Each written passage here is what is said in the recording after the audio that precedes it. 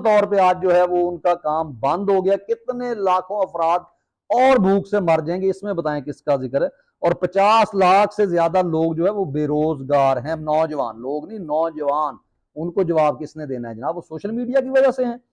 ठीक है, और उसके बाद आप आए कि ये तमाम चीजों को अगर हम एक देखें तो मेरा ख्याल है कि बहुत अच्छे सवाल रेज किए हैं पीटीआई की लीडरशिप ने कि अगर ये सारा कुछ हमने किया तो फिर हमें बैन कर दें, फिर आपको है। लेकिन अगर हमने ये बैन नहीं किया तो आपके जिम्मे है।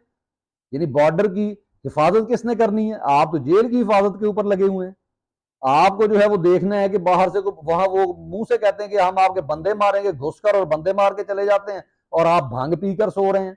और फिर आप आगे यहाँ प्रेस कॉन्फ्रेंस करते हैं और झूठ पर झूठ बोलते। हुआ सिर्फ ये है जनाब कि आपके झूठ को लोगों ने मानने से इनकार कर दिया है। जैसे अहमद नदीम कासमी साहब ने एक दफा आप पे तनकीद की थी, लेकिन आपने उन पर हाथ